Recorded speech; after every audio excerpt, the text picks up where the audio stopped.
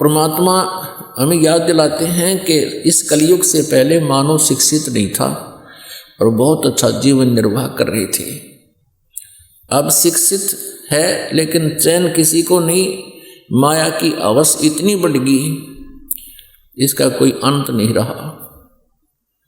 और माया इकट्ठा करने के लिए कहाँ तक सतर गिर सकता है जीव के करैक्टर का, इसका भी कोई पैमाना नहीं रहा। शर्म लाज रही नहीं, न्याय रहा नहीं। गांव में पंचायत न्याय कर दिया करती, इतना अच्छा न्याय कर देते थे वो पुण्यात्मा निष्पक्ष भाव से, और गांव में एक शांति बनी रहती थी। नगर में ऐसे ही होता था। तो कहने का भाव ये है इस दास का कि जो अब ये शिक्षा हमें प्राप्त हुई है ये हमारी विनाशक है। परमाणु बम बना लिए, आकाश में उड़ने की प्रवृत्ति होगी, जहाज बना लिए, धक्के खाते अंडे बता इस जहाज में के अकेला टूट गया। जो संसारिक काल प्रेरणा से जो हमारी सोच है उसके आधार से तो बेशक मानव ने कितनी प्रोग्रेस कर ली हो, परंतु मनुष्य जीवन का जो मुख्य उद्देश्य था उसमें ये मान्य हो चुका है। क्योंकि अब नास्तिकता चरम सीमा पर जाने वाली है, जैसे पूरा चीन राष्ट्र नास्तिक हो चुका है। और यो संयुक्त राष्ट्र जिसको, और ये रूस वगैरह, इसका पूरा का पूरा उसका ग्रुप वो नास्तिक हो गया। इसका कारण क्या है कि परमात्मा की साधना ना करने से, सत साधना ना मिलने से मनुष्य को परमात्मा से लाभ मिलना बंद हो गया, जिस कारण से उसने मान लिया प्रभु है ही नहीं। और इसका मूल कारण है ये नकली गुरु, ये झूठे गुरु, झूठे आचार्य, जिनको कह का पता नहीं आध्यात्मिक मार्ग का, और ये गुरु बने बैठे, जनता का नाश कर दिया, भक्तों को उनको बर्बाद कर दिया। तो कहने का भाव यह है कि भले ही हमने ये सोच लिया हो कि मानव ने बहुत तरक्की कर ली, ये खाक तरक्की कर ली, 2 वर्ष वर्षा ना हो परमात्मा दया ना करें, ये जहाज, इनके हेलीकॉप्टर, ये कंप्यूटर, ये यही खड़े पड़े पड़े जर लग गए इनमें, कोई इनको यूज कर लिया नहीं पावे। तो हमारी यह भूल है, इस अध्यात्म ज्ञान से ये भूल समाप्त होगी। तो उद्देश्य ये है दास का कहने का कि जो शिक्षा परमात्मा ने ये देनी पड़ी, अब नहीं इस शिक्षा का अभी तक परमात्मा ने प्रचार नहीं होने दिया, कि पहले से ही नास्तिक हो जाते ये लोग। अब 50% आबादी मनुष्य जीवन मानव आस्तिक रह गया है, और वो पिछले संस्कार वश ही परमात्मा की चाह में भटक रहा है। उसको सही दिशा ना मिलने से ये काल के दूत, ऋषि, महर्षि, नकली गुरु, जिनको अपने सदग्रंथों का ज्ञान नहीं, इनके जाकर फंस जाते, और वहां से भी अब वो छिक चुके हैं, वहां से भी वो थक चुके हैं, हार चुके हैं, क्योंकि परमात्मा से लाभ उनको मिला नहीं। और वहां भी अब नास्तिकता पनपने लगी है। अब ये क्रिटिकल स्टेज आ रही है मानव की बिगड़ने और बढ़ने की। एक बार ये दास पूना गया था, हमारा एक सेवक है, तो वापस जहाज से आ रहे थे हम 2 जने। जो ही हवाई जहाज स्टार्ट हुआ, हमारा स्वाभाविक नियम है प्रभु का, उनके साधना में, जब भी हम सफ़र घर से निकलते हैं या कोई सफ़र गाड़ी में करते हैं या वैसे पैदल चलते हैं या किसी जैसे यान में चले, तो हमने जो ही वायुयान फ्लाइट करने लगा, हमने अपना मंगलाचरण शुरू किया। उसी सीट पर तीसरा और बैठा था। वो जब हमने वो अपना मंगलाचरण बोल लिया, वो बाबूजी कहता है, आप क्या कर रहे थे, क्या कर रहे थे? हमारी मंगल कामना कर रहे थे कि यात्रा सफल हो। अब हमने कोई खास जवाब नहीं दिया। मैं इसने ये कमाई, कुछ गर्दन सी हिलाकर मैं चुप हो गया। अरे वाह, अब 20वीं सदी में, 21वीं सदी में, और ऐसे विचारों के लोग शेष हैं। कहीं भगवान नहीं है, आकाश तक ढूंढ लिया, सब तक खोज मार कर ली है, कहीं भगवान नहीं। मत देख बुद्धू आदमी, इस गुण के समझाओ बताइए, दो सुने नहीं, क्योंकि इसकी बुद्धि विपरीत फिट होगी। तो ऐसी स्थिति आ गई इस शिक्षा से, लेकिन ये शिक्षा अब अनिवार्य थी। अब इस भूल को मिटा दिया जाएगा, जो भूल हमारे लगा दी इस शिक्षा ने, जिसको विज्ञान बोलते हैं। विज्ञान का अर्थ विशेष ज्ञान होता है, विज्ञान का अर्थ भिन्न ज्ञान भी होता है। तो ये तत्व ज्ञान भी विज्ञान है, जिस विज्ञान ने हमारे को बर्बाद कर दिया। अब ये विज्ञान, ये तत्व ज्ञान हमें फिर से आबाद कर देगा। तो पुण्यात्माओं, परमेश्वर कबीर जी ने 600 वर्ष पहले कहा था कि धर्मदास तो लाख दुहाई, ये मूल ज्ञान, ये तत्व ज्ञान की तो बार ना बताना। परमेश्वर ने अपनी वाणी में लिखा है, कबीर सागर में, सच्चिदानंद घन ब्रह्म की वाणी में, सूक्ष्म वेद में, उस तत्व ज्ञान में, कि 33 अरब वाणी हम बाख्या, यानी 33 अरब ज्ञान हम बाखा, और मूल ज्ञान अभी तक गुप्त ही रखा। अब 33 अरब वाणी बोल दी परमात्मा ने, 33 अरब, और वेदों में तो कुछ 2000 मंत्र भी कोई ना, और उस परमेश्वर ने कहा 33 अरब मंत्र श्लोक बोल दिए हमने, वो कुछ एक संग्रह किए गए हैं, और कहते हैं मूल ज्ञान हमने गुप्त ही रखा। तो वो मूल ज्ञान अब प्रकट करना था परमात्मा ने, अब वो प्रकट हो रहा है। सन 1947 से भारतवर्ष स्वतंत्र हुआ, उसी समय से समझ लो या पिछली पीढ़ी, यानी दूसरा मध्य का चरण शुरू हो गया। प्रथम चरण में परमात्मा आए थे और मगहर से सहशरीर चले गए थे। मगहर नगर से, एक नगर है, एक छोटा सा कस्बा है मगहर, गोरखपुर के पास, वहाँ से परमात्मा सहशरीर चले गए थे, और हजारों की संख्या में वहाँ दर्शक उपस्थित थे, जिसमें वीरदेव सिंह बघेल, काशी का नरेश और उसकी सेना, और काशी शहर के हजारों की संख्या में दर्शक भी साथ गए थे। और वहाँ मगहर रियासत का बिजली खान नाम का एक पठान था, वो नवाब था, वो भी परमेश्वर कबीर जी का शिष्य था। वीरदेव सिंह बघेल हिंदू भी परमात्मा का शिष्य था। वो दोनों ही भाई उपस्थित थे, हिंदू और मुसलमान दोनों ही परमात्मा के ज्ञान से परिचित हुए थे, दोनों ने परमात्मा को गुरु धारण किया था। तो परमात्मा परमेश्वर कबीर जी ने जिस समय यहाँ से प्रस्थान करना था, वो दिन निर्धारित कर दिया था, जिस कारण से कई हजारों की संख्या में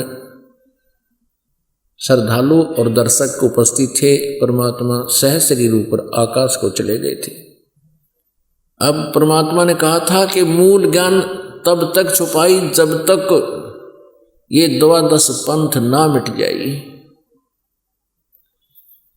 अब 12 पंथ काल ने चला दिए।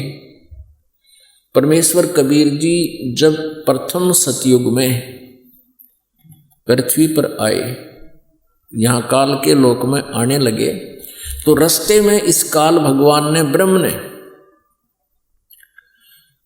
ज्योति निरंजन ने, 21 ब्रह्मांड के स्वामी ने एक ऐसा स्थान बना रखा जहाँ ये स्वयं विराजमान रहता है और विशेष वाच करता है, विशेष ध्यान रखता है, दृष्टि रखता है कि कोई इस रास्ते से ऊपर सतलोक की तरफ ना चला जाए।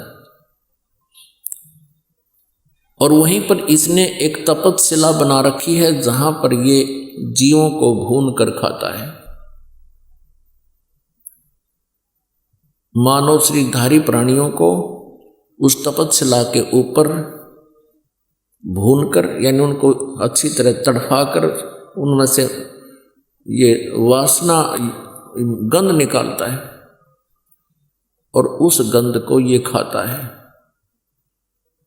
मानव का जो अंदर शरीर सूक्ष्म शरीर है, ये स्थूल शरीर तो यही रह जाता है। जैसे इसको श्राप लगा हुआ है, श्राप लगा है काल को 1 लाख मानव शरीरधारी प्राणियों के शरीर के को आहार करने का। कौन से शरीर को?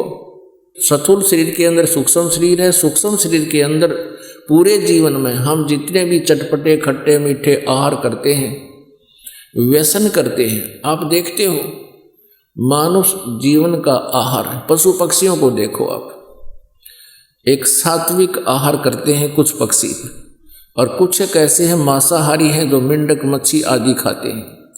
और मनुष्य जो है इसका आहार केवल घास फूस फल फ्रूट काजू किशमिश खाना ही बनाया है। लेकिन ये काल ये टेस्ट करना चाहता है, ये मन है, मन रूप में ये काल सब में विद्यमान है और इस मन की आदत है कि ये व्यसन करे बिना रह नहीं सकता। ये काल ने अपना एजेंट छोड़ रखा है।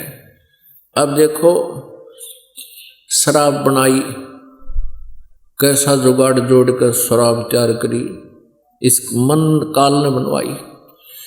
तम्बाकू तैयार किया, हुक्का बनाई या तोब, किस तरह जुगाड़ जोड़ कर इसमें हैं और फिर पीन लाएंगे। सिगरेट बनाई, बीड़ी बनाई।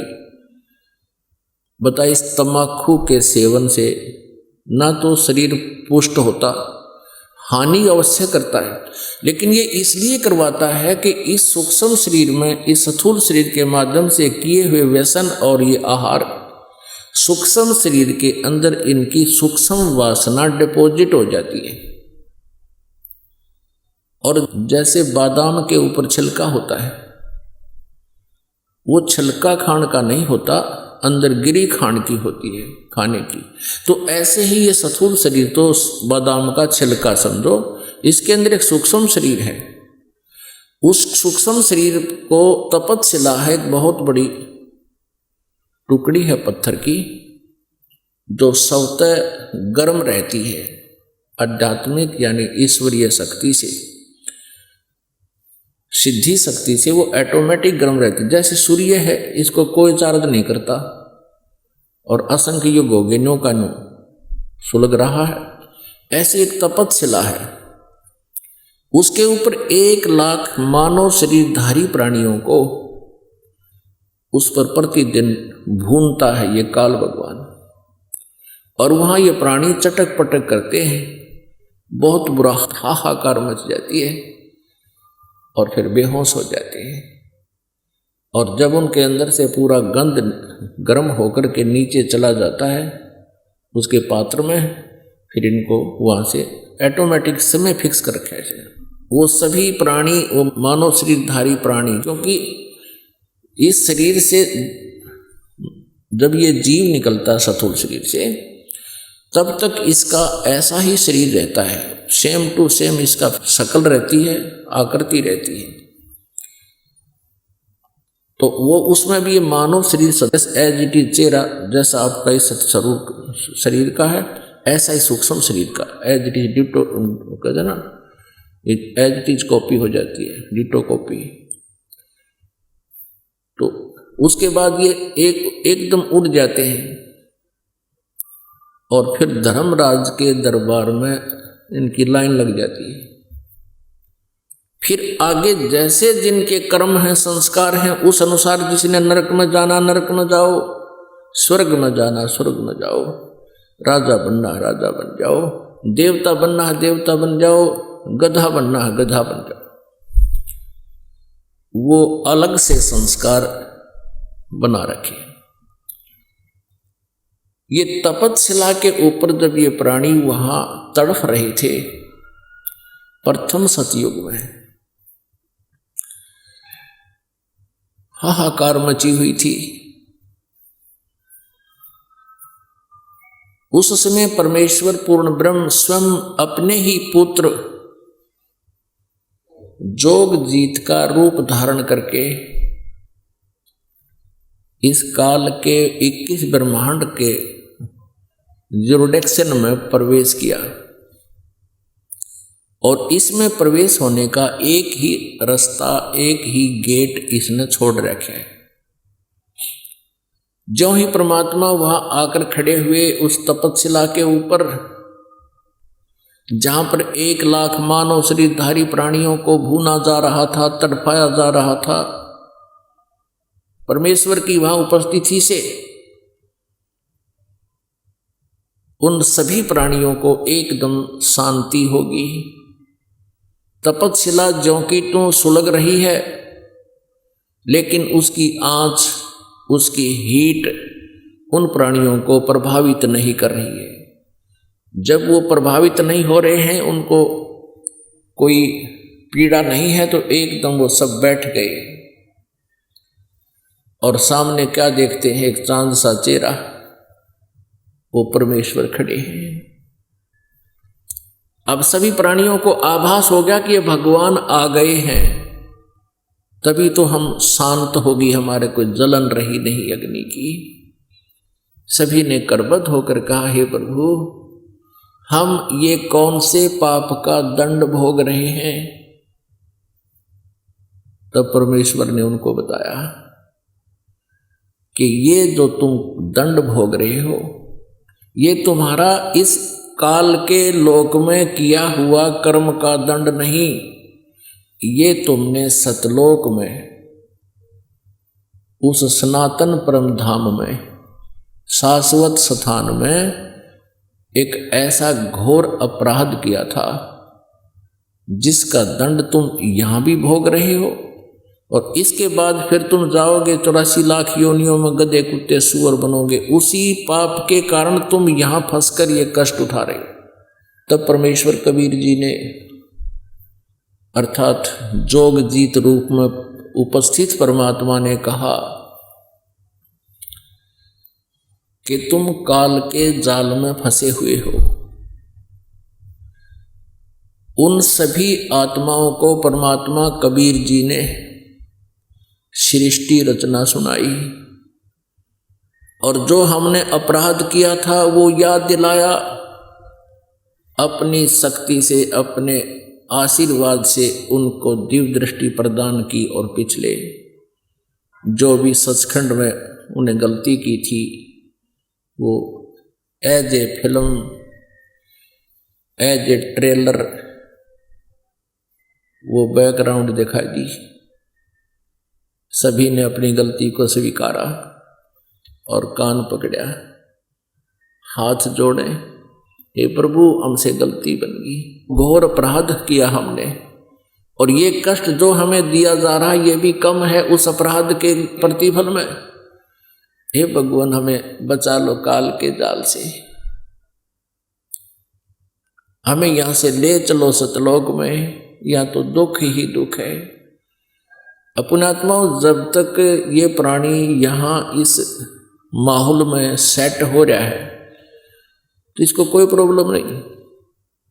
कोई मंत्री बन रहा है, कोई मुख्यमंत्री बन रहा है, कोई प्रधानमंत्री बना है, कोई राष्ट्रपति बना है, और छोटे मोटे भी पति बने बैठे हैं, जैसे कोई IAS अफसर है, IPS है, या कोई और अधिकारी है, या वैसे भी कोई जिसका 2 रोटी का साधन ठीक है, कोई फैक्ट्री लगा रहा है, या वैसे अपना ठीक गुजारा है, जमीन है, कोई दुकान है, मजदूरी करके भी कोई ठीक अपना गुजारा टाइम पास कर रहा है।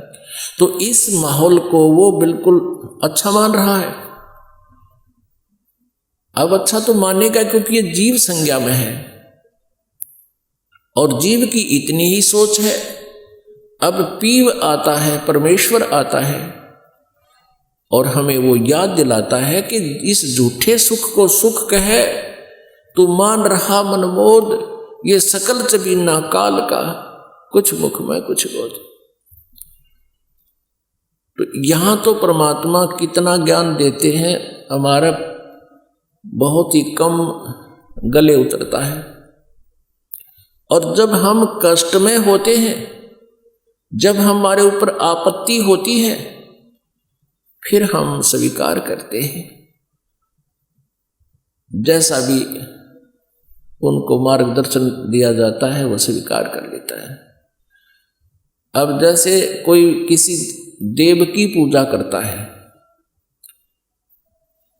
जैसे अपने हिंदू धर्म के अंदर बहुत से अब देवों की पूजा करते हैं या अपने इष्ट धामों की पूजा करते हैं, उनको यदि आज ये कहा जाए कि ये साधना तुम्हारी ठीक नहीं है,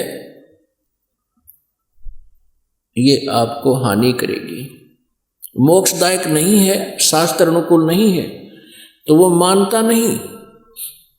वो क्या सोचता है, उसने कैसा अपना पैमाना बना रखा है आध्यात्मिक लाभ को तोलने मापने का।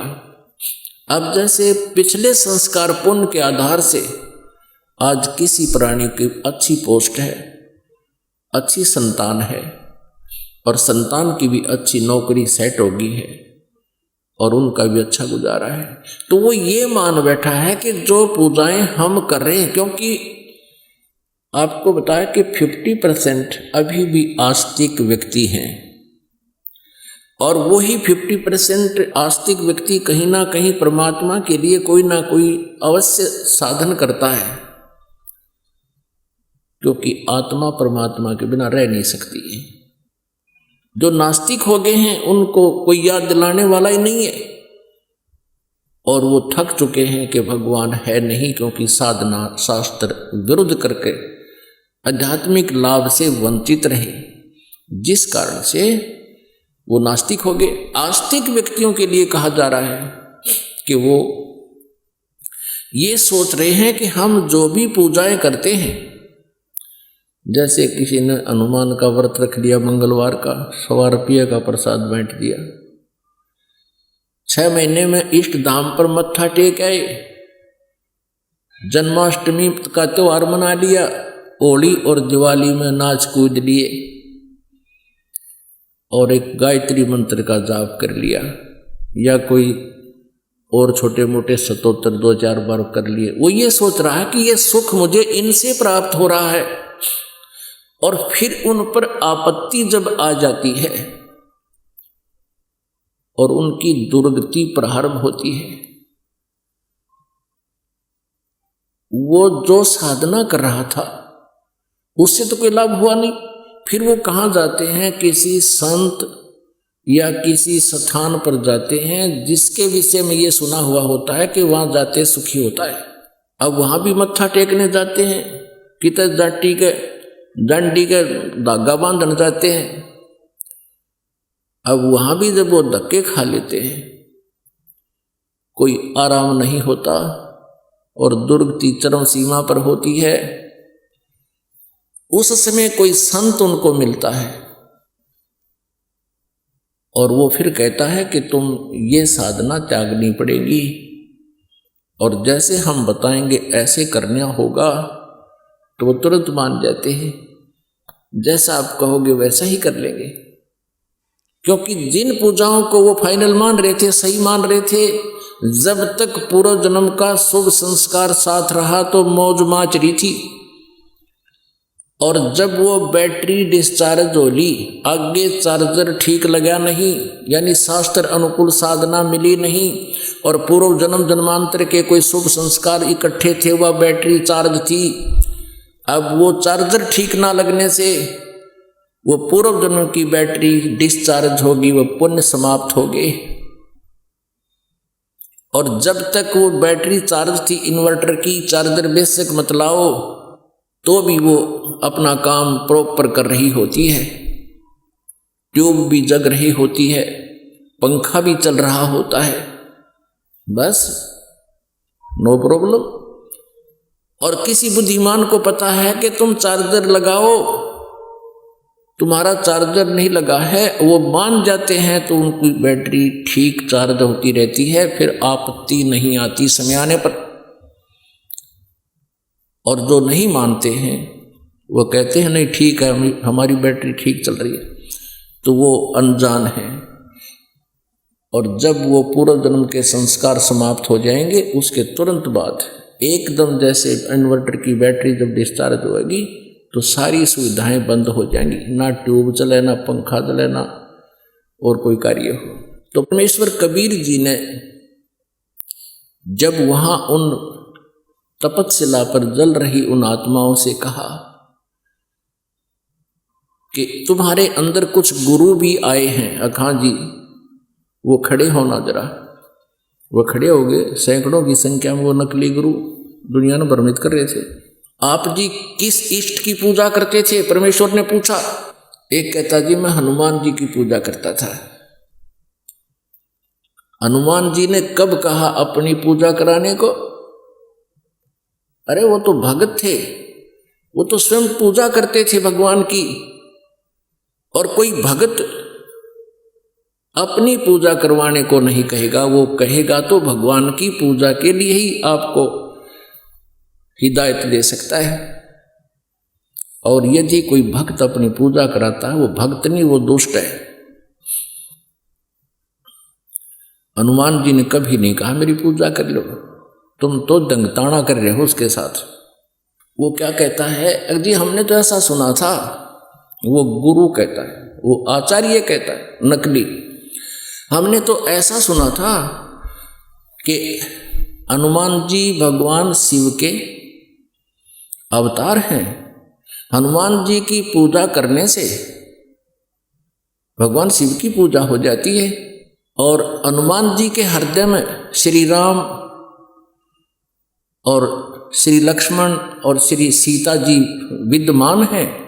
उन्होंने अपना सीना खोल के दिखाया था। तो हनुमान की पूजा करने से श्री राम की यानी विष्णु की भी पूजा हो जाती है। फिर परमात्मा ने पूछा और क्या डले डोया करता तू, और भी बता दे। कि गीता जी का मैं नित्य पाठ किया करता और औरों को भी समझाता था कि गीता जी का पाठ करते ही रहना चाहिए। अब परमेश्वर ने कहा रबले पुरुष, अब गीता जी में 18 अध्याय हैं और यदि हनुमान जी की पूजा से ही विष्णु जी और शिव जी की पूजा का लाभ मिलना होता तो उन 18 अध्याय का ज्ञान देने की परमात्मा को क्यों आवश्यकता पड़ी? 2 शब्द कह देता, हनुमान की पूजा कर लियो और विष्णु और शिव जी की तुम्हारी वाय पूजा हो जाएगी। है भले आदमी, अब तुझे क्या मिला यहाँ पर? अब भुगत रहा है तू। और अब क्या होगा तेरा? नरक में जाएगा सीधा। तेरी कोई चार भक्ति ठीक नहीं थी, शास्त्र विरुद्ध साधना तू कर रहा था। अब परमेश्वर ने उनको बहुत लताड़ा। लताड़न का मतलब है ज्ञान से समझा कि तुमने अपना जीवन बर्बाद किया, लाखों व्यक्तियों को डबो दिया। ये दंत कथा लोक वेद सुना सुना के शास्त्र विधि को त्याग कर मनमाना आचरण तुमने किया और अपने अनुयायियों से करवाया, जिस कारण आज तुम्हारी ये दुर्गति हो रही है। और आगे देखना क्या होगा तुम्हारे साथ। परमात्मा ने बताया कि तुम्हारे इतिहास में, क्योंकि प्रत्येक प्राणी के अंतःकरण में उसके पुण्य और पाप कोड वर्डों में अंकित होते हैं। परमात्मा ने उसी समय अपनी शक्ति से उसके किए हुए कर्म सामने दिखा दिए। ये देख, अब तू क्या बनेगा? गधे की योनि में जाएगा यहां से सीधा। अब बनेगा तू आचार्य। ऐसे ही वो एक दूसरा खड़ा था, कहा जी मैं तो वेदों अनुसार साधना करता था। वेदों अनुसार क्या साधना करता था? कि गायत्री का जाप करता था, गायत्री मंत्र का जाप करता था मैं। अब परमात्मा ने कहा कि गायत्री मंत्र क्या चीज है? कि ये ऋषियों की खोज है, ऋषियों ने अपने अनुभव से इसको खोजा है। अब परमात्मा बोले बुद्धू तू बात तो बनाओ, मैं वेद पढ़ा करता, तने कह खेगा पता नहीं ये गायत्री मंत्र क्या है। ये यजुर्वेद के 36वें अध्याय का 3रा मंत्र है। उसमें ओम शब्द नहीं है और ना ही इसके साथ ओम शब्द जोड़ना चाहिए। आप ओम शब्द लगा कर इस भूर्भव स्व तत्सवितुर्वरेण्यम भर्गो देवस्य धीमहि धियो यो न प्रचोदयात् इस मंत्र के साथ यदि ओम शब्द लगाते हो तो इसको भी निष्क्रिय कर रहे हो, परमात्मा का अपमान कर रहे हो। ओम शब्द नहीं लगाना चाहिए, क्योंकि ओम नाम है ब्रह्म का, ओम मंत्र है ब्रह्म का, और ये भूर्भुव स्व जो महिमा है ये पूर्ण परमात्मा की, परम अक्षर ब्रह्म की। अब जैसे प्रधानमंत्री जी को आप कोई एप्लीकेशन लिखते हो और शुरू में लिख दे मुख्यमंत्री जी और उसका नाम लिख दे, वो कागज में पाट देंगे कलर वहां पर कि तो मुख्यमंत्री की तरफ है, नीचे भेज दो इसको। तो ओम नाम इस मंत्र यजुर्वेद अध्याय 36 के मंत्र 3 के साथ नहीं लगाना चाहिए। इसको कहते हैं यो खचड़ा ज्ञान, ये लोक वेद, दंत कथा, शास्त्र विधि त्याग कर मनमान आचरण। आपको दिखाते हैं ये यजुर्वेद अध्याय नंबर 36 का 3 मंत्र में कहीं ओम नहीं लगा इसमें। ये देखिएगा यजुर्वेद प्रकाशक हैं सार्वदेशिक आर्य प्रतिनिधि सभा 2/5 महर्षि सिद्धांत भवन रामलीला मैदान नई दिल्ली से ये छपी है, प्रकाशित है। और इसके अनुवाद करता है महर्षि दानंद सरस्वती, आर्य समाज प्रवर्तक, ये इसके मुद्रक हैं। अब 36वां अध्याय का 3रा श्लोक आप ये देखिए, ये है 36वां यजुर्वेद भाषा भाष्य, ये है 36 यानी 36वां अध्याय है, इसका यहाँ पर ये 3रा मंत्र है। भूर्भुवः स्वः तत्सवितुर्वरेण्यं भर्गो देवस्य धीमहि धियो यो न प्रचोदयात्। इसमें ओम शब्द नहीं है। भूर्भुवः स्वः तत्सवितुर्वरेण्यं भर्गो देवस्य धीमहि धियो यो न प्रचोदयात्। इस अनाड़ी ने केस, इसका अनुवाद देखो कैसा कर रखा है सिद्धानंद अज्ञानी ने। इसका क्या अनुवाद किया है, हे मनुष्यो, जैसे हम लोग भू माने कर्मकांड की विद्या, भू उपासना कांड की विद्या और स्वः ज्ञान कांड की विद्या को संग्रह पूर्वक पढ़ के हमारी धारणवर्ती बुद्धियों को प्रेरणा करे, उस कामना के योग्य समस्त ऐश्वर्य के देने वाले परमेश्वर के उस इंद्रियों से न ग्रहण करने योग्य प्रोक्ष सब दुखों के नाशक तेज स्वरूप का ध्यान करें। अब पुण्यात्माओं, इसका अर्थ तो कुछ और बनता है, लेकिन ये प्रसंग दूसरा चल रहा है। यही दानंद अज्ञानी महर्षि दानंद अपना अनुभव इसने सत्यार प्रकाश नामक एक पुस्तक में लिखा है।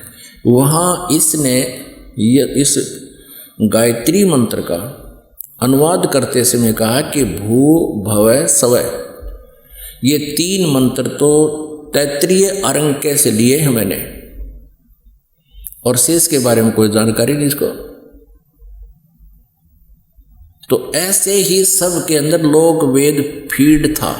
इस गायत्री मंत्र के बारे में ये खासकर आर्य समाज के आचार्यों ने ऐसी भ्रमणा फैला दी थी कि महर्षि दानंद की खोज है ये गायत्री मंत्र, इसने अपनी खोज ढूंढी है सदग्रंथों से कहीं कहीं से, और जब ये गायत्री मंत्र बनाया।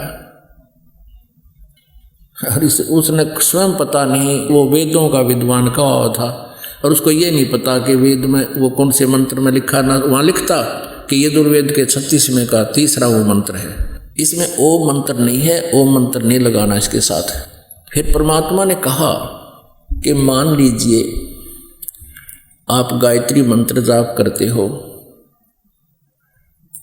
और वो कहता था जी मैं 1,00,000 मंत्र जाप किए मैंने गायत्री के, ऐसा मैंने अपना वो बना रखा था, 1,00,000 मंत्र गायत्री के जाप किए एक विशेष अनुष्ठान में, बाकी तो करता ही रहता था। अब परमात्मा ने समझाया कि भले बुद्धू आदमी तू, अब जैसे वेदों में पूर्ण परमात्मा कबीर देव जी की महिमा लिखी हुई है, उसके गुण लिखे हैं, जैसे कि कहीं पर बिजली इस इलेक्ट्रिसिटी की विशेषता, उसके गुण लिखे हों। उन गुणों में क्या लिखा होता है कि इलेक्ट्रिसिटी, बिजली का कनेक्शन लेने वाले को क्या क्या लाभ होते हैं। वो पंखा चलेगा, ट्यूब जगा देगी, जगमग कर देगी घर को, रोशनी देती है बिजली, पंखे चला देती है, कूलर चला देती है, दूध बिलो देती है, रड़क देती है, मक्खन निकाल देती है, और जमीन से जल निकाल देती है, आदि आदि उसके गुण लिखे हैं। अब उन गुणों को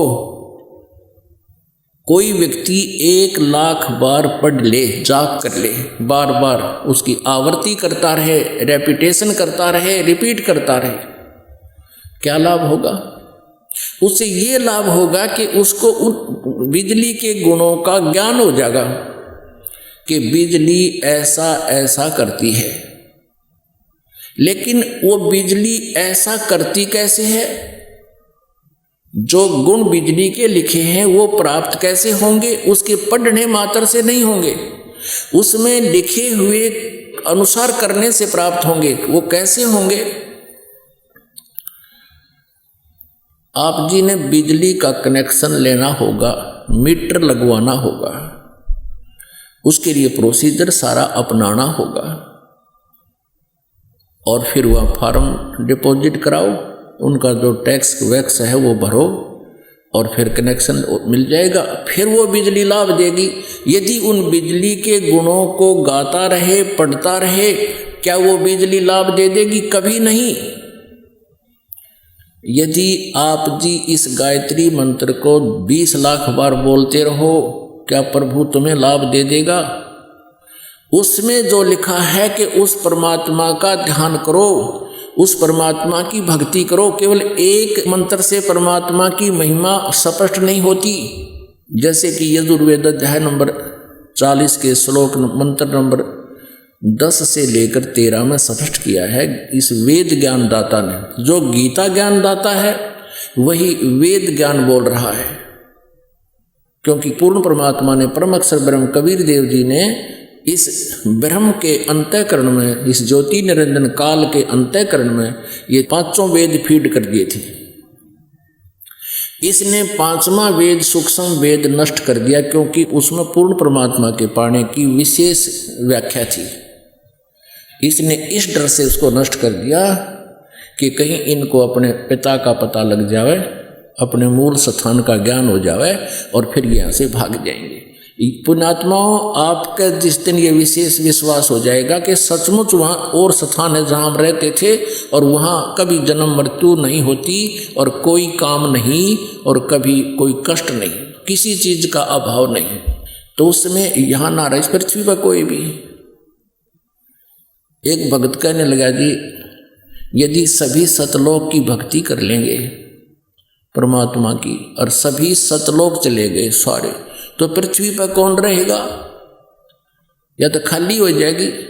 तो पता यहाँ तक ठेका ले रहे हम, ये खाली हो जाएगी तो कौन रहेगा? अरे ये इतने पत्थर घूमने लाग रहे, 8 ग्रह ऊपर घूमने लाग रहे, सारे खाली पड़े पत्थर। इन पृथ्वी से तो कई 1000 गुना, कई गुणे बड़े हैं। एक पत्थर यो भी घूमता रहेगा, हमने क्या ठेका ले रखे हैं धक्के खाने का। और हम वहाँ चलेंगे जहाँ पर सारी सुविधाएं, और वहाँ फिर कभी मृत्यु नहीं हो। यहाँ तो मृत्यु डेफिनेट होगी। आज दिन सुविधाओं को अपनी मान रहा है, ये तेरे पास नहीं रहेंगी। आज से तू कोई किसी भी अच्छी पोस्ट पर है, या कितना फैक्ट्री का मालिक है, कल मृत्यु होगी, अगले दिन तू गधा बनकर वहीं खड़ा पाओगा उस फैक्ट्री का पिछले पास है। तो क्या सुविधा है ये तुम्हारी? तो फिर ये जब आपको विश्वास हो जाएगा, क्योंकि परमेश्वर का ये गॉड गिवन जो है ज्ञान है, किसी डूम बाट के गीत नहीं है ये कि उन्हें अपने स्वार्थवश सुखी महिमा बना रखी हो किसी की। उस परमेश्वर ने स्वयं आकर बताया कि वहाँ ऐसा ऐसा है, यहाँ तो मृत्यु होगी और जन्म भी होगा आपका। जन्म मनमाने का देखा हो गया, फिर ये सुविधा कहाँ गई आपकी, जिनको आज तू देखकर प्रसन्न हुआ बैठा है। और वहाँ जाने के बाद फिर कभी जन्म मृत्यु नहीं होती, जरा मरण नहीं होता। वहाँ जन्म तो एक बार होगा, लेकिन फिर ना वृद्ध अवस्था होगी सतलोक में और ना फिर मृत्यु हो। और यहाँ दोनों दुख, महान दुख यही है, हम इतने ढीठ हो गए इस काल के लोक में, चाहे हमारे दोनों टांग कट रही हो और चाहे एक हाथ भी कट गया हो, हम फिर भी जीवन चाहते हैं। यदि यहाँ बुढ़ापा ना हो और मृत्यु ना हो तो हम इतने ढीठ हो रहे हैं, हमारे ऊपर कितना कष्ट आया रो, हमको नहीं डगे यहाँ से, हम नहीं जाना चाहते। लेकिन परमात्मा हमें याद दिलाना चाहता है कि वहाँ सतलोक में तुम्हारा जरा नहीं है, जरा वन बुढ़ापा और मरण नहीं। गीता जी अध्याय नंबर 7 के श्लोक नंबर 29 में ये गीता ज्ञानदाता, ये ब्रह्म अर्थात काल कहता है कि जो मेरे ज्ञान को आश्रय बनाकर, कौन सा ज्ञान, कि तत्वदर्शी संतों की खोज करो, चौथे अध्याय के 34वें श्लोक में वो तत्वदर्शी संत उस परमात्म तत्व का, यानी गीता ज्ञानदाता से अन्य कोई परमात्मा है उसका ज्ञान बताएगा, उनसे सुन। और तत्वदर्शी संत फिर क्या बताएगा, जो ये दास बता रहा है। फिर क्या बताया है कि इस ज्ञान का आश्रय करके जो जरा और मरण से छुटकारा पाने के लिए प्रयत्न करते हैं वे तत्ब्रह्म को जानते हैं, सारे आध्यात्मिक कर्म से भी परिचित हैं। जैसे कल आपको ज्ञान सुना था सत्संग में कि यहाँ पर हम संस्कारवश, जैसे आज हमने किसी के साथ धोखा कर दिया तो अगले जन्म में वो आपका लड़ियार बनेगा। जैसे वो बेटा बनकर आ गया छोटा भाई, जिसको उन पति पत्नी ने यानी भाभी और भाई ने विष से मरवा दिया था, अगले जन्म में पुत्र बनकर आ गया और आधी संपत्ति को उपचार पर नष्ट करवा दिया और मृत्यु को प्राप्त हो गया, और वो जो है उनका वंश भी नष्ट हो गया। और आगे कष्ट क्या हुआ होगा उसका तो कहना ही क्या। तो फिर वो जो व्यक्ति इस तत्व ज्ञान से परिचित हो जाएंगे, आध्यात्मिक शब्द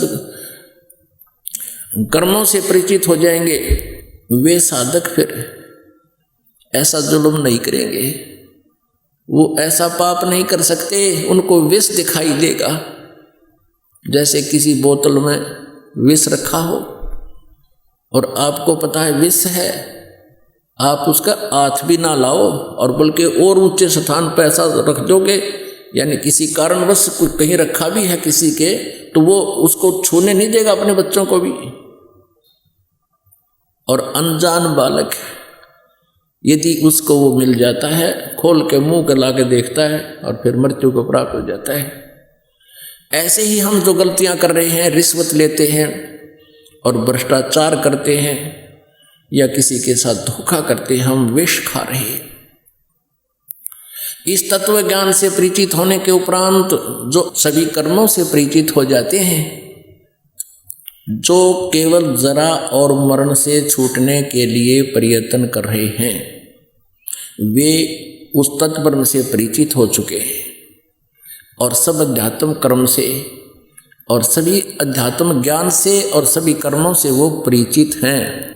तो पुण्यात्माओं, जो प्रसंग चल रहा है, जैसे हम सतलोक में जाएंगे और वहाँ जरा और मरण नहीं है।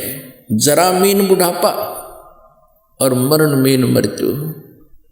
सबसे बड़ा कैर जीव पर ये और न्यारा है। बुढ़ापे में सारी आपदाएं आती है प्राणी पर, और मृत्यु सबसे बूंदी। अब से हम कितना कष्ट पा रहे हैं, कितने वृद्ध हो गए हैं, हम मृत्यु नहीं चाहते और बुढ़ापा पसंद कतई नहीं करते, और दोनों कंपलसरी। यहाँ पर ऐसा क्यों नहीं चाहते? क्योंकि हम उस लोक से आए हुए हैं जहाँ पर ये दोनों नहीं थे, और वहीं हम चले जाएंगे तो ये दोनों समाप्त होंगे, अन्यथा नहीं हो सकते। अब परमात्मा ने बताया कि तुम गायत्री मंत्र का जाप करते हो, और गायत्री मंत्र कंप्लीट ज्ञान नहीं है उस परम पिता के पाने का, उसकी महिमा है, ये उसी की महिमा का एक मंत्र है, अंश है। तो यजुर्वेद अध्याय नंबर 40 के मंत्र 10 से लेकर 13 तक ये स्पष्ट किया है कि उस तत्वदर्शी संतों के पास जाकर समझो, वही परमात्मा का यथार्थ ज्ञान देते हैं। तो इस प्रकार उस परमेश्वर ने उन तपतशिला पर, वहां पर तो वो बैठे हुए थे, करबद्ध थे, और उनको ये भी मालूम था कि हमने जो जो साधनाएं की उनसे हमें कोई लाभ नहीं हो रहा।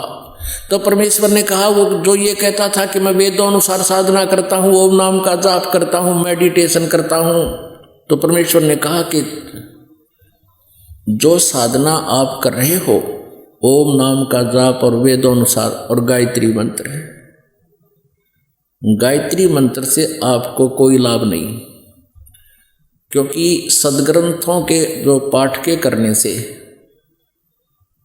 सदग्रंथ पवित्र वेद, पवित्र गीता जी, ये पाठ करने के यानी स्वाध्याय करने के सदग्रंथ हैं, तो इनके करने से आपको ज्ञान यज्ञ का फल मिलता है। अब जैसे स्वाध्याय करते हैं, चाहे वेदों के मंत्रों को 10-20 मंत्र प्रतिदिन पढ़ लिए, या कोई गीता जी का एक अध्याय का प्रतिदिन पाठ कर लिया, ये स्वाध्याय कहलाता है, ये ज्ञान यज्ञ है। ये वैसे 5 यज्ञ करनी होती हैं। एक यज्ञ है धर्म की, दूसरी यज्ञ है ध्यान, तीसरी यज्ञ हवन की, चौथी यज्ञ प्रणाम, और 5वीं यज्ञ ज्ञान है। ये 5 यज्ञ भी आप कर लोगे, एक यज्ञ से भी लाभ नहीं होगा, जैसे कोई हवन करके राजी हो रहा है, नहीं, 5 यज्ञ भी आप कर लोगे और आपके पास सत भक्ति जाप करने का मंत्र नहीं है, शास्त्र अनुकूल साधना नहीं है, वो मंत्र ठीक नहीं है, तो भी आपकी 5 यज्ञ यूजलेस होगी, व्यर्थ हुई। कैसे? जैसे किसान खेत में बीज बीजे नहीं और खाद और पानी डालना शुरू कर दे, गेहूं बीजा नहीं, खाद और पानी डालना शुरू कर दिया, सिंचाई शुरू कर दी, तो क्या होगा? उसमें खरपतवार उग जाएगा, और वो पशुओं का काम तो आ सके घास फूस, बाकी उसका मूल उद्देश्य नहीं रहा। यानी बीज किस लिए, गेहूं किस लिए बीजता है किसान? कि अपने बच्चों का और उसका जीवन सुरक्षित रहे, भूखे ना मरे। और बीज के, गेहूं बीज के फिर खाद पानी डाले तो उसका लाभ गणा हो। यदि बीज बो दिया और खाद पानी नहीं डाला तो भी यूजलेस है। कहने का भाव दास का ये है कि आप जी यदि कोई एक यज्ञ भी कर रहे हो, जैसे खाद डाल दिया और जल डाला नहीं, तो भी यूजलेस है। तो ऐसे ही एक हवन यज्ञ के ऊपर गाटा जोड़ रहे हैं, कई तो स्वाहा स्वाहा सारा दिन एक घंटा लगे रहे, और वो 4 यज्ञ और रहेगी, खाद डाल दिया जल नहीं डाला तो भी जड़ गई खेती। तो ये अल्पज लोगों का, नीम हकीम नकली गुरुओं का ये मार्ग शास्त्र विदिता का मनमाना आचरण है, जिसके विषय में गीता जी अध्याय नंबर 16 के श्लोक नंबर 23 में और 24 में स्पष्ट किया है कि उनको कोई लाभ नहीं होता। अब दूसरा उदाहरण देते हैं। अब जैसे बीज भी बीज लिया, गेहूं के स्थान पर भांग बो दी और खाद पानी शुरू कर दिया, तो भांग ही होगी उसमें। ऐसे ही परमात्मा उसको समझा रहे हैं जो कहता मैं वेदों अनुसार साधना करता हूं। परमेश्वर ने बताया कि आप ओम नाम का जाप करते थे, हाँ जी, और आप गीता जी भी पढ़ते थे, हाँ जी। गीता जी उसने खुद बोलकर बताया, उस साधक ने, उस गुरु ने, दूसरे आचार्य ने तो कहता मैं वेदों अनुसार साधना करता हूं। कि गीता जी अध्याय नंबर 8 के श्लोक नंबर 13 में गीता ज्ञानदाता भगवान कहता है कि ओम इति एकाक्षरम ब्रह्म व्यवहारन माम अनुसमरण ये प्रयाति तदंदेहम सयाति परमाम गतिम। मुझ ब्रह्म का केवल एक ओम अक्षर है, उच्चारण करके सिमरण करता हुआ ये प्रयाति तजंदे हम, जो शरीर छोड़कर जाते हुए उसका जाप करता हुआ जाता है, सयाति परमाम गति। तो वो बताता है कि ओम नाम का जाप करने से परमात्मा की परम गति प्राप्त हो जाती है। परमेश्वर ने पूछा कि ओम नाम के जाप करने वाले को कौन सी गति प्राप्त होती है, कहाँ जाता है, कि ब्रह्मलोक में पहुंच जाता है। परमेश्वर ने कहा कि 8वें अध्याय के 16वें श्लोक में गीता जी में कहा है कि ब्रह्मलोक पर्यंत सभी जन्म और मृत्यु में आते हैं, पूर्ण मोक्ष नहीं है। और गीता ज्ञानदाता 4थे अध्याय के 5वें श्लोक में, 9वें श्लोक में, 2रे अध्याय के 12वें श्लोक में और 10वें अध्याय के 2रे श्लोक में स्वयं कह रहा है कि अर्जुन तेरे और मेरे बहुत जन्म हो चुके हैं, तू नहीं जानता, आगे भी होंगे। और गीता ज्ञानदाता ने 7वें अध्याय के 18वें श्लोक में अपनी साधना को भी अनुत्तमाम अति अश्रेष्ठ कति घटिया बताया है।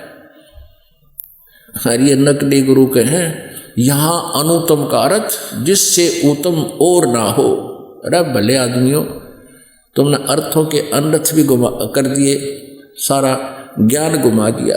एक उत्तीर्ण होता है, उत्तीर्ण माने पास यानी सफल, और उसका पर्यायवाची होता है अनुत्तीर्ण।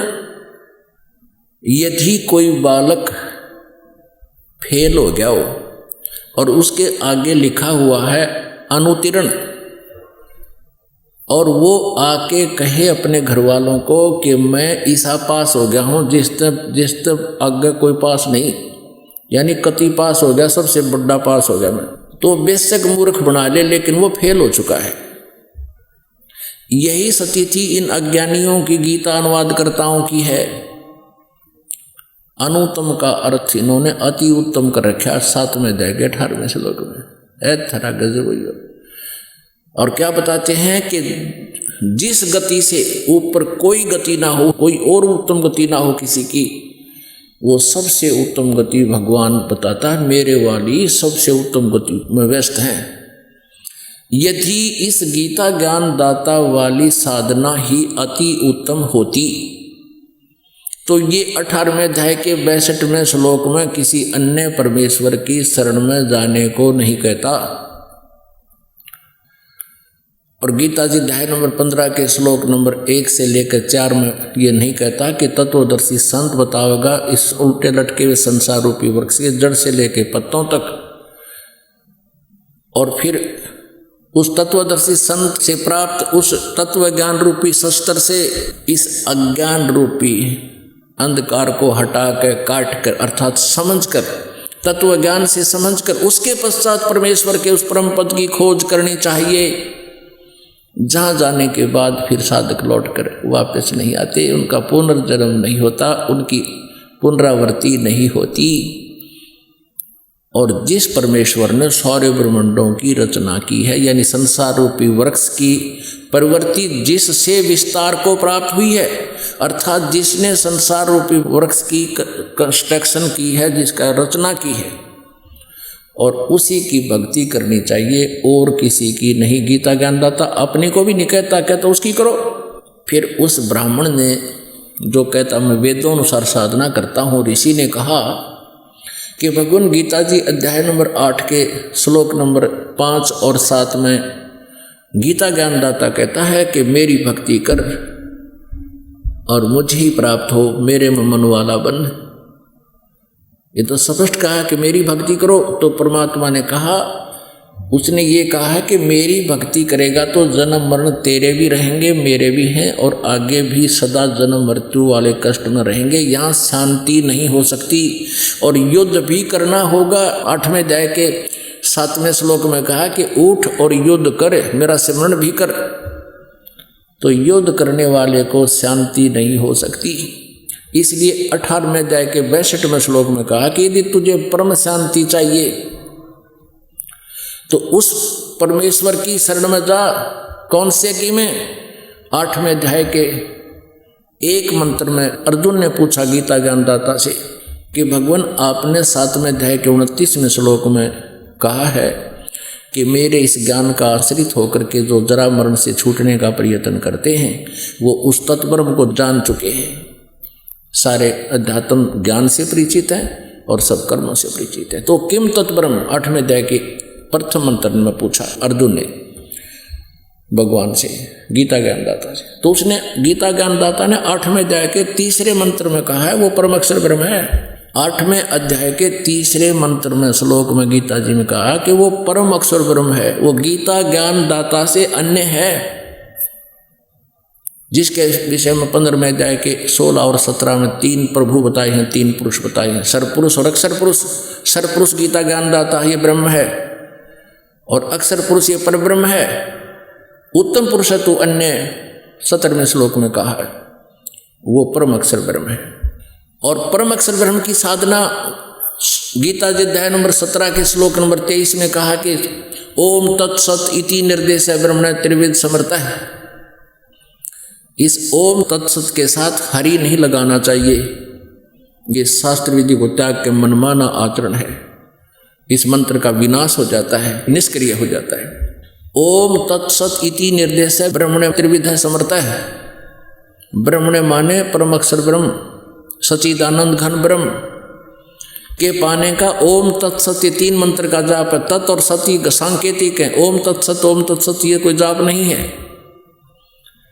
ये तत् अक्षर पुरुष का जाप है और ओम ये सर पुरुष का है ब्रह्म का, और सत ये परम अक्षर ब्रह्म का है, परम अक्षर पुरुष का है। ये तत् और सत सांकेतिक है, ये दास बताओगा, ये कोड वर्ड है। इसलिए तत्वदर्शी संत के लिए ऑप्शन छोड़ रखी है गीता ज्ञानदाता ने 4थे अध्याय के 34वें श्लोक में। तब परमेश्वर ने कहा उस अनाड़ी से कि तूने 8वें अध्याय का 7वां और 5वां श्लोक तक पढ़ लिया, अब 8वां 9वां 10वां 8वें अध्याय का ये भी तो गीता जी में लिखा है, इस पर ध्यान ना गया तेरा मूर्ख। इसमें क्या लिखा है कि उस सच्चिदानंद घन ब्रह्म की यानी परम अक्षर ब्रह्म की जो साधना करता है, उस दिव्य पुरुष की जो साधना करता है, भक्ति करता है, उस पर तत्वदर्शी संत से की शरण में जा करके उससे नाम प्राप्त करके, तो भक्ति की शक्ति से उस मंत्र के जापों की कमाई से वो उस परमेश्वर परम अक्षर ब्रह्म को ही प्राप्त होता है। उसकी शरण में जाने के बाद फिर सनातन परम धाम प्राप्त होता है। 18वें अध्याय के 62वें श्लोक में तब वो अज्ञानी हाथ जोड़कर खड़ा हो जाता है कि हे प्रभु हम तो बिल्कुल अंधे हैं, ज्ञानहीन हैं।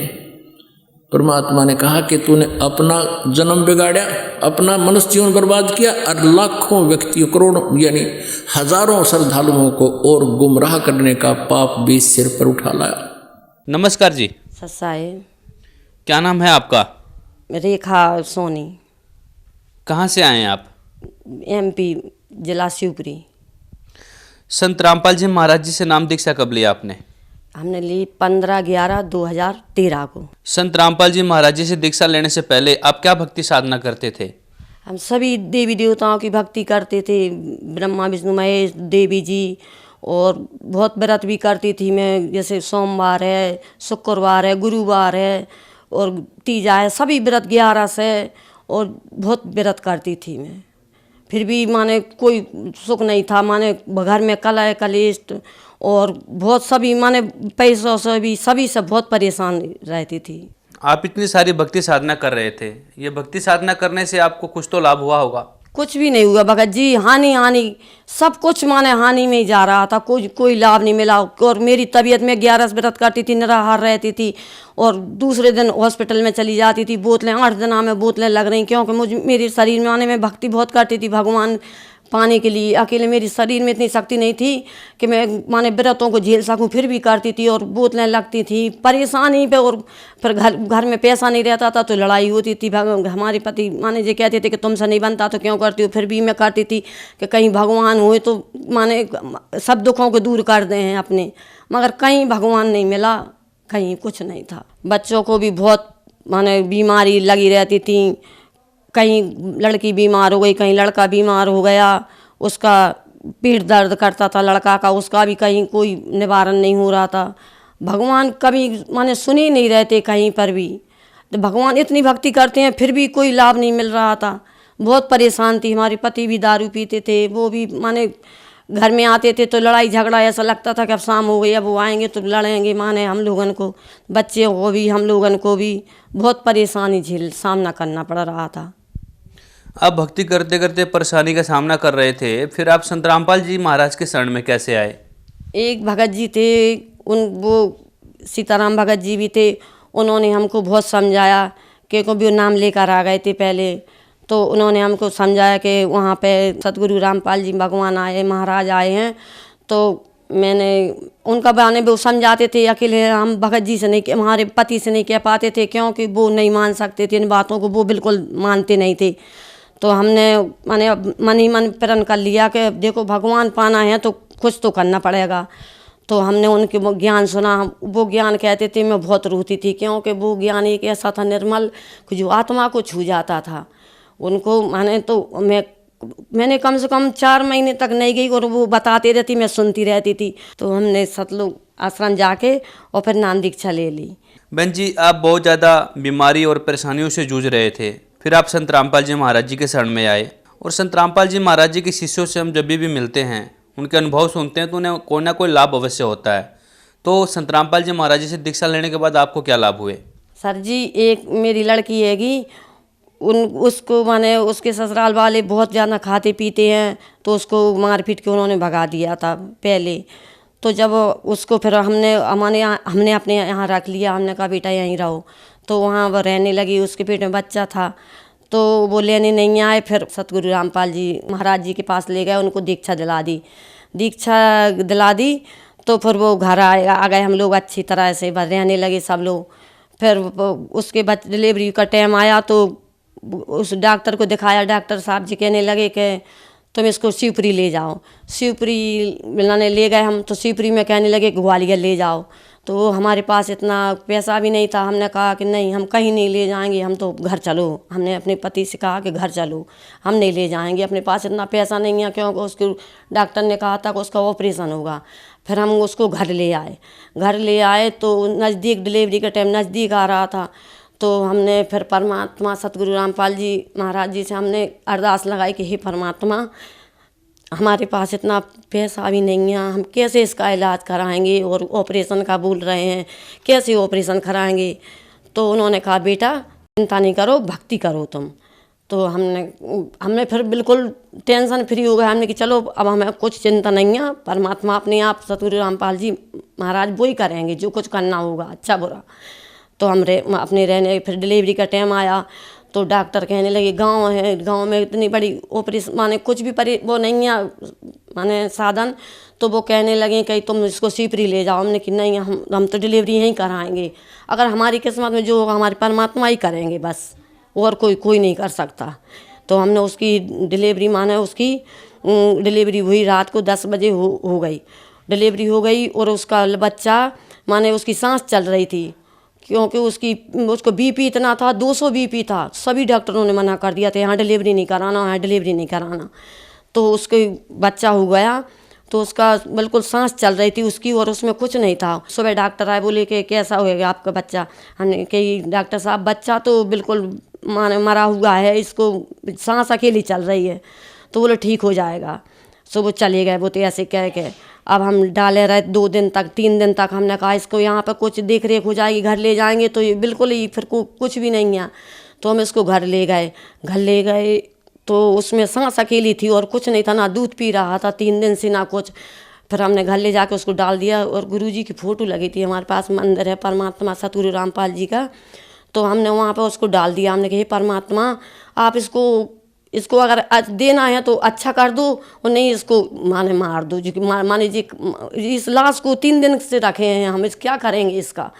तो इतना हमने बोला, और थोड़ी देर में उसको ऐसे झटकी आया, एकदम से झटका लेने लगा वो, और झटके लेकर 2-3 झटके, तो उसने आँखें खोल दी, उसकी आँखें भी बंद थीं। फिर वो बच्चा माने दूध पीने लगा, अच्छा हो गया। वहाँ पे हमने अरदास लगाई, हमने कि परमात्मा सतगुरु रामपाल जी के यहाँ से हमने कि मान लिया कि इसको जन्म आप उन्हें दिया है, और ये अच्छा माने ऐसा हो गया है। अब जिसको दूध ने, इसकी माँ भी अंधी हो गई थी, इसकी डिलीवरी हुई तो हमने उसकी भी अरदास लगाई। हमने कि डॉक्टर बोले, हमने कहा था आपसे कि यहाँ डिलीवरी नहीं कराओ और जी इसको कुछ भी हो सकता है, तो उसकी आँखें चली गई। हमने उसकी प्रार्थना लगाई, हमने कि सदगुरु रामपाल जी महाराज से हमने कि परमात्मा इसकी अंधी हो गई जी, डॉक्टर माने कुछ नहीं सुन रहे। तो परमात्मा ने कहा बेटा सब सही हो जाएगा, वो तुम चिंता नहीं करो। तो उसकी आँखों की रोशनी 2-3 दिन में उसकी आँखों की रोशनी आ गई। बोले मम्मी हमें दिखने लगा थोड़ा थोड़ा। तो हमने कहा बेटा परमात्मा सही करेंगे। सदगुरु रामपाल जी महाराज ने उसकी आंखों की रोशनी दे दी, बच्चा को भी जन्म दे माने जीवित कर दिया। फिर वो उतना कुछ चल नहीं, ऐसा खचरने लगा। तो एक दिन भगोना रखा था सर जी, तो भगोना रखा था पानी का, मैं नहाने जा रही थी तो वो उसको मैंने ऐसे रख छोड़ दिया। तो मैं कपड़े ढूंढने लगी नहाने के लिए, तो कपड़ा नहीं मिल रहे थे मेरे।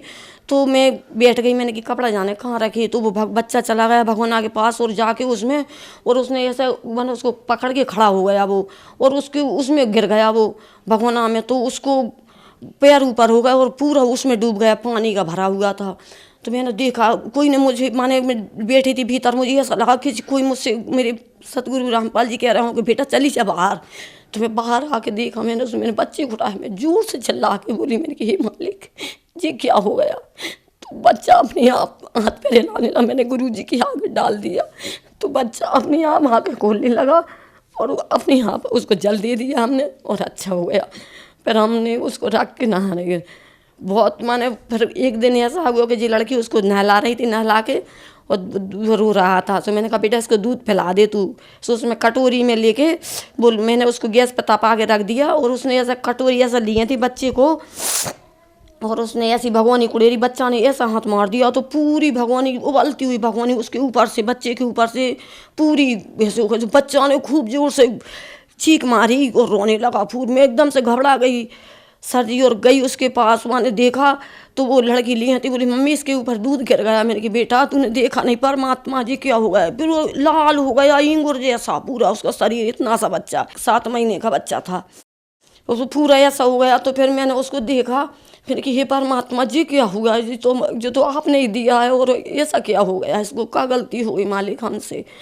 तो उसको जल दिया और अच्छे माने देखा उसको कुछ भी नहीं लगाया हमने। कुछ सब जने देखने आए, कहने लगे इसको कुछ लगा दूँ।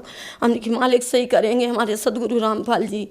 तो हमने देखा तो उसने बच्चे को बहुत जोर से रोते उसको दूध पिलाने लगी। दूध पिला दे बेटा इसको, दूध पिलाने लगी। और फिर वो थोड़ी देर बाद सो गया, ढक के सुला दिया। हम ऐसा माने परमात्मा सतगुरु रामपाल जी महाराज से हमारा विनती कर रहे थे, परमात्मा ऐसी क्या गलती हो गई हमसे जो मालिक। तो फिर वो थोड़ी देर उठा और रोने लगा, रो के और देखा तो बिल्कुल कुछ भी नहीं, उसको फूला नहीं, फुंसी कुछ भी नहीं, अच्छा भला। बहन जी एक बात बताइए, हमने मीडिया में सुना है कि संत रामपाल जी महाराज जी से जो भी नाम दीक्षा लेते हैं उनसे कुछ ना कुछ पैसे लिए जाते हैं नाम दीक्षा देने के दौरान। तो हम आपसे जानना चाहेंगे, आपने भी संत रामपाल जी महाराज जी से नाम दीक्षा ली, क्या आपसे कोई पैसा लिया गया था? नहीं, ये तो सब अफवाहें हैं, मीडिया वाले सब अफवाहें उड़ाते हैं, ऐसा कुछ नहीं है। वहाँ पे 1 पैसा भी नहीं लगता। हमारे तो लड़की थी, इतने से बच्चे थे, वहाँ पे दूध भी मिलता था, सब कुछ मिलता था खाने के लिए, ऐसा कुछ नहीं, 1 पैसा नहीं। अपनी इच्छा से अपन चाहो तो माने कुछ 10-5 रुपये अपन दान कर सकते हैं, ऐसा कुछ भी नहीं है। ये सब अफवाहें उड़ाई गई हैं। हम तो इतने से बच्चों को लेकर जाते थे भगत सर जी, कुछ भी नहीं है ऐसा वहाँ पे। जो श्रद्धालु आपको देख रहे हैं, आप उन्हें क्या संदेश देना चाहेंगे?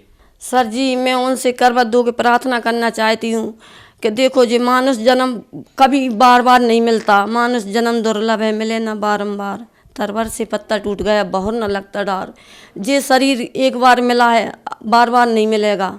तो अब आकर और सतगुरु रामपाल जी महाराज से नाम दीक्षा लीजिए और अपना कल्याण करवाइए। जो श्रद्धालु संत रामपाल जी महाराज जी से नाम दीक्षा लेना चाहें तो कैसे ले सकते हैं? टीवी पर संत रामपाल जी महाराज जी का सत्संग आता है, उसके नीचे पट्टी आती है और उस पट्टी पर नंबर आते हैं, नंबर आप लगाकर और संपर्क कर सकते हैं। धन्यवाद जी। सत्साए। आप सुन रहे थे जगत गुरु तत्वदर्शी संत रामपाल जी महाराज जी के मंगल प्रवचन। अधिक जानकारी के लिए विजिट कीजिए हमारी वेबसाइट www.jagatgururampalji.org। संत रामपाल जी महाराज जी के शुभ आशीर्वाद से पूरे विश्व भर में 500 से भी ज्यादा नाम दीक्षा केंद्र हैं, जिन पर संत रामपाल जी महाराज जी द्वारा ऑनलाइन निशुल्क नाम दीक्षा दी जा रही है। अपने नजदीकी नाम दीक्षा केंद्र का पता करने के लिए संपर्क करें 8222880541।